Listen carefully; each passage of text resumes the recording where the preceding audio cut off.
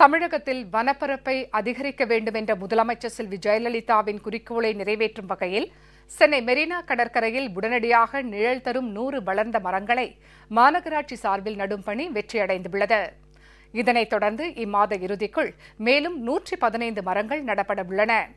தமிழகத்தில் வனம் மற்றும் மரங்களின் பரப்பை அதிகரித்து பசுமை போர்வையை மேம்படுத்தும் உன்னத நோக்கிலும் வனப்பகுதிகளில் மட்டுமின்றி வனத்திற்கு வெளியே இருக்கும் காலி இடங்களில் அதிக எண்ணிக்கையில் மரக்கன்றுகளை நட்டு வளர்க்கவும் மரம் நடும் மாபெரும் திட்டத்தினை முதலமைச்சர் செல்வி ஜெயலலிதா தலைமையிலான அரசு செயல்படுத்தி வருகிறது. இந்த திட்டத்திற்கு பல்வேறு தரப்பினரிடையே மிகுந்த வரவேற்பு உள்ளதால் முதலமைச்சர் செல்வி ஜெயலலிதாவின் 68வது பிறந்த நாளை ஒட்டி இந்த ஆண்டு தமிழகம் முழுவதும் 68 லட்சம் மரக்கன்றுகள் நடும் திட்டத்தினை முதலமைச்சர் தொடங்கி வைத்தார். இதன் தொடர்ச்சியாக சென்னை மாநகராட்சி பூங்காத்துறையின் சார்பில் உலகிலேயே 2வது மிக நீண்ட கடற்கரையான சென்னை மெரினா கடற்கரையில் உழைப்பாளர் சிலையிலிருந்து கலங்கரை விளக்கம் வரை 3 கிலோமீட்டர் தொலைவுக்கு 2 மாதங்களுக்கு முன்பு வளர்ந்த 100 கொன்றை மரங்கள் நடப்பட்டன. இதனைத் தொடர்ந்து இந்த மாத இறுதிக்குள் மேலும் 115 வளர்ந்த மரங்கள் நடப்பட உள்ளன.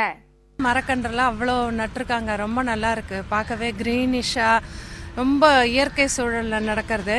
இந்த மாதிரி நம்ம நல்லா க்ரோன் ட்ரீஸாவே நம்ம கொண்டு வந்துட்டோம்னாக்க நம்ம இன்னும் சீக்கிரமே அந்த பயனை அடையலாம். நல்ல குளுமையா ஏற்பட்டு மழையெல்லாம் வரதுக்கு ரொம்பவே ஹெல்ப்ஃபுல்லா இருக்கும்.